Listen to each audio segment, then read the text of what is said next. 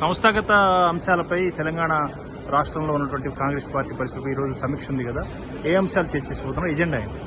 ముఖ్యంగా రేవంత్ రెడ్డి గారు మొన్న హైదరాబాద్లో జరిగినటువంటి క్యాండిల్ మ్యాచ్లో క్లియర్గా చెప్పడం చెప్పింది. ఎందుకంటే 30% జనాభా ఉన్నటువంటి జెన్జీ వారి ప్రాతినిధ్యం ఇటు పార్లమెంట్లో కానీ అక్కడ అసెంబ్లీలో కానీ జీరో.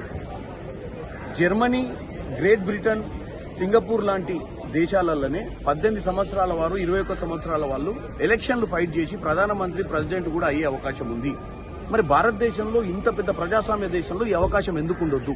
21 సంవత్సరాలకే ఎలక్షన్లు ఫైట్ చేసే విధంగా మనం కూడా లా తీసుకురావాలని, మనం కూడా మార్పులు తీసుకురావాలని మన కాన్స్టిట్యూషన్లో రేవంత్ రెడ్డి గారు అసెంబ్లీలో ఈ మొదటి వారంలో జరగబోయే అసెంబ్లీలలో, ఆగస్టు మొదటి వారం జరగబోయే అసెంబ్లీలలో ప్రతిపాదన తీసుకొస్తా అని చెప్పడం జరిగింది. దాంతోపాటు ఈరోజు ఢిల్లీ నగరానికి వస్తున్నారు ఇండియా కూటమి పార్టీలన్నింటినీ కూడా ఆయన ఒక ఆలోచనను వాళ్ళకి తెలియజేయాలన్న ఆలోచనలో ఉన్నారు.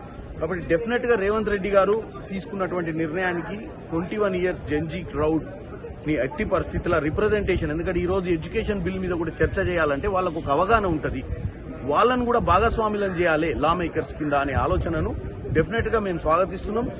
ఆయన వచ్చిన తర్వాత ఈ యొక్క చర్చలు కూడా ముఖ్యమంత్రి గారు వచ్చిన తర్వాత మిగతా పార్టీలతో కూడా మాట్లాడి ఈ యొక్క చర్చను ముందుకు తీసుకెళ్తామని తెలియజేస్తుంది. అంటే మీలాంటి యువకులు చాలా మంది ఎంపీలు అయ్యారు, చట్టసభల్లో ప్రతినిధులుగా ఉన్నారు కదా చాలా చోట్ల, చాలా రాష్ట్రాల్లో కూడా.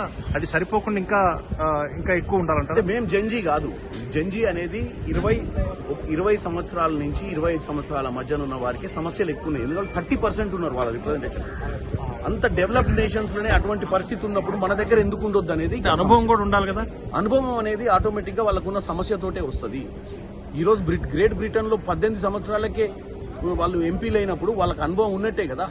అంటే ఈ భారతదేశంలో ఉన్న విద్యార్థులు కానీ, భారతదేశంలో ఉన్న నిరుద్యోగులకు కానీ వాళ్ళ సమస్యల మీద వాళ్ళు పోరాటం చేసుకునే అటువంటి అవకాశం ఇవ్వాలని కోరుకుంటున్నారు.